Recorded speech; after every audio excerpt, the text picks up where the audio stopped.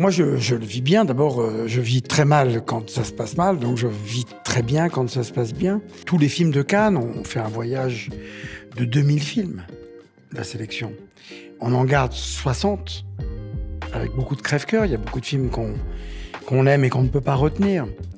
Et sur les 60, il y en avait en compétition. Mais les 60 films de la sélection officielle, pour moi, je les mets tous sur la même ligne d'égalité. Ils sont là. Il faut leur trouver le meilleur destin. Alors, pour un film comme Anora, qui trouve ce destin formidable d'être en compétition, ça, c'est ma responsabilité. Palme d'or, c'est la responsabilité du jury. Donc déjà, on est content parce que le jury a validé nos choix. Et puis après, le film est sorti partout, il a eu beaucoup de succès. Et puis maintenant, il revit à nouveau grâce aux récompenses. C'était pas toujours comme ça avant Cannes. Et là, ça fait maintenant plusieurs années que le choix des sélectionneurs, le choix de la presse, le choix du jury, le choix du public, le choix du marché, puis à la toute fin, le choix des cérémonies et des récompenses, tout ça est assez cohérent. C'est quand même pas mal. Ça veut dire que le cinéma est très vivant, que le public, contrairement à ce qu'on croit, a les mêmes goûts que les spécialistes et que nous, on a très très bon goût.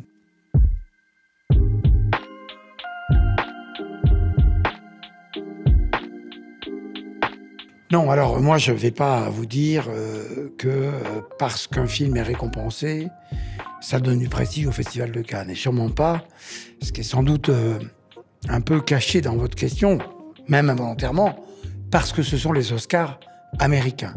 J'ai beaucoup de respect évidemment pour les Oscars, c'est même une cérémonie tout à fait formidable, mais les films existent d'abord par eux-mêmes. D'ailleurs, vous aurez remarqué, nous, on ne les jamais remerciés. Le Festival de Cannes n'est pas remercié aux Césars et pas remercié aux Oscars, sauf Sean Baker, dans la conférence de presse qui a suivi l'attribution de la Palme d'Or, a dit ce que ça devait au Festival de Cannes. Et ça m'intéresse, pas pour me remercier, mais dire que un festival comme Cannes construit son prestige, c'est redire que c'est pour le mettre à la place des films. Au fond, le Festival de Cannes, c'est quoi? C'est que pendant 2 semaines, le cinéma est au cœur du monde. Si Donald Trump nous laisse tranquilles au mois de mai prochain, ça continuera et c'est comme ça depuis des années et des années. Pour nous, parce qu'on est cinéphile, mais pas seulement, c'est important de mettre le cinéma au cœur du monde parce que, précisément, on pense que le cinéma lui-même est important.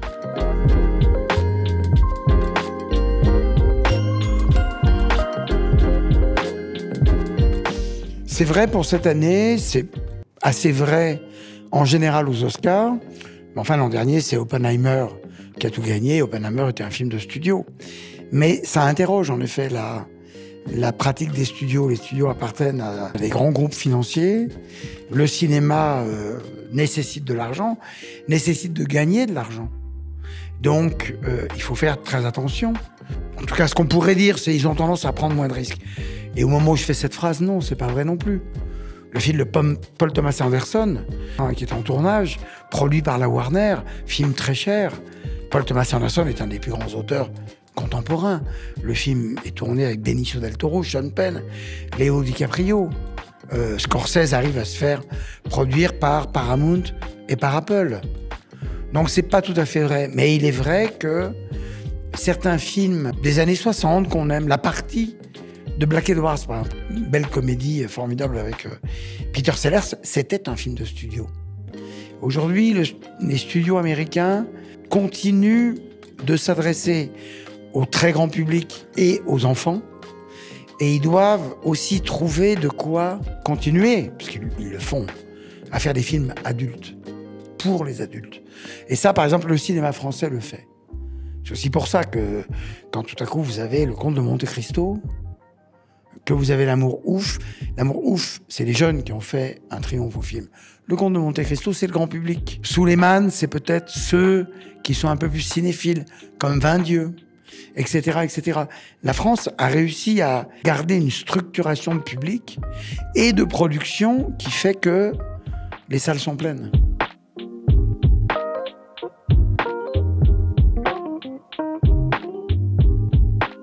Alors, c'est vrai que moi, sur mon smartphone, j'ai toutes les plateformes possibles. Et je peux voir plein de films, mais pas tous. Par exemple, en ce moment, c'est très difficile de voir des films de Sam Peckinpah. Mais moi, j'ai tout à la maison.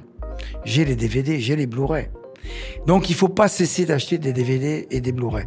Et en plus, quand on voit que le vinyle revient très fort, il ne faut pas arrêter avec le DVD parce qu'il reviendra très fort. Mais c'est vrai que les plateformes, c'est une pâtisserie pour les cinéphiles. C'est-à-dire qu'on prend ce qu'on veut, où on veut. Alors, c'est une lourde responsabilité, d'ailleurs, des programmateurs de plateformes, de choisir ça plutôt que ça. Après, l'idée de mettre le film sur pause, évidemment, tout ça est vrai. Mais quand on va au cinéma, à part pour aller aux toilettes, on ne se lève pas. Même moi, je ne mange pas. Je vois le film. Et évidemment, Godard, qui a dit des choses très belles, toujours quand il a dit « Le cinéma crée de la mémoire, la télévision crée de l'oubli ». On se souvient plus de ce qu'on a vu à la télévision, même si c'est un film.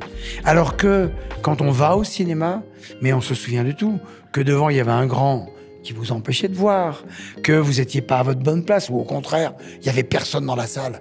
Alors le cinéma était pour vous, que vous avez eu du mal à vous garer, que vous êtes allé voir un chef-d'œuvre et que vous étiez seul, donc c'était bien, parce qu'à la sortie du film, personne ne vous a adressé la parole et vous avez pu penser au film. Et ça, c'est assez génial, ça fait quand même aussi partie du plaisir.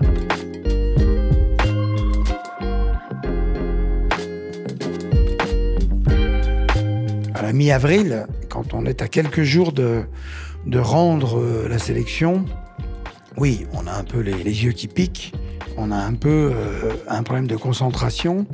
C'est pour ça d'ailleurs que souvent je rends 90% de la sélection et je garde toujours la possibilité de la compléter. Et en général, on marque le week-end et puis on recommence. Et d'ailleurs, bien nous en a pris parce qu'il nous est arrivé à quelques reprises de prendre des films qui se sont retrouvés en compétition. De la même manière que quand on va au cinéma, il faut avoir mangé léger, il faut avoir bien dormi, il faut être en pleine forme, il faut être prêt physiquement. C'est 2 heures un film. Quand vous allez dans un musée, vous ne restez pas 2 heures devant les Demoiselles d'Avignon de Picasso, même si c'est un chef-d'œuvre. Donc il faut être prêt, comme quand on va au théâtre ou quand on va au concert. Il faut être prêt physiquement.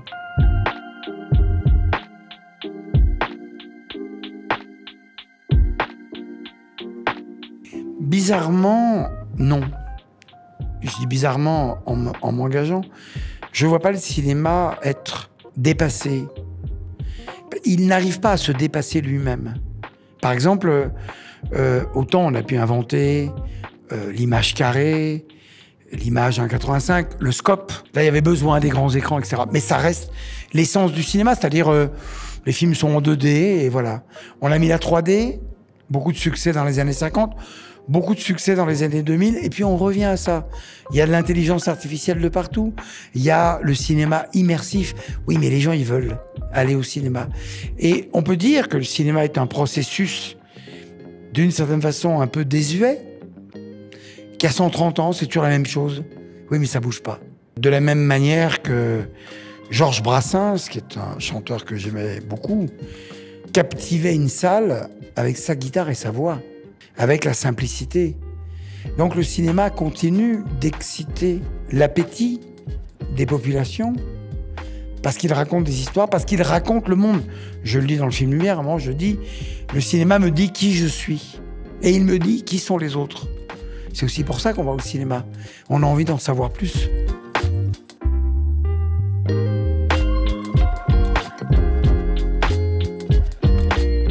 Je venais d'avoir le permis de conduire. J'habite à Lyon, j'habite toujours à Lyon. Je suis allé en voiture, j'avais un petit camion, une camionnette. Je suis arrivé sur la Croisette. Je ne savais pas comment il fallait faire pour voir les films. Alors j'allais dans la Croisette, sur le marché du film, partout. Puis le soir, je retournais avec la petite camionnette sur l'autoroute pour dormir dans la voiture. C'était l'année d'Apocalypse Now. Et je n'ai pas vu un seul film. Et puis après, peu à peu, j'ai commencé à aller à Cannes. J'ai commencé à être accrédité. Mauvaise accréditation, j'étais toujours au balcon. Je trichais, j'essayais de descendre. J'avais pas de smoking. Je faisais croire que c'était un smoking. J'ai interdit les selfies à Cannes, parce que c'était n'importe quoi, tout le monde se photographiait. Moi, j'ai un souvenir physique de ma première montée de marche. Je m'en souviens, j'avais peur. D'abord parce que j'avais un faux smoking. Donc je me disais, ils vont s'en apercevoir et ils vont me jeter. Parce qu'il y avait toute une série de choses. Et tout à coup, on montait cet escalier et on allait voir des films.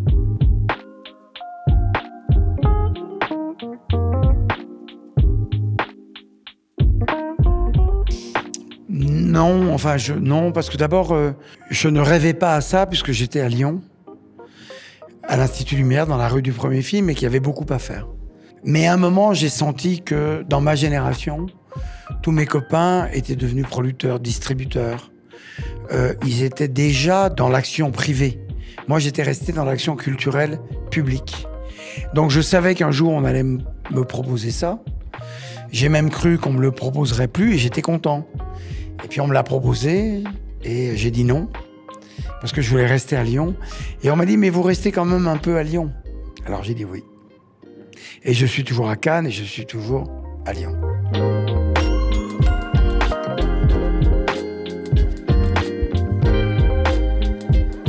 Il n'y a aucun événement de la même importance que Cannes. Non, je crois que Cannes a comblé de manière assez forte toute ambition que j'aurais pu avoir ici et là. Cannes, c'est très extraordinaire. Aussi parce que c'est très concret. C'est un travail d'équipe. Et parce qu'on fait tout ça pour de l'art et pour l'amour de l'art et pour l'amour du cinéma.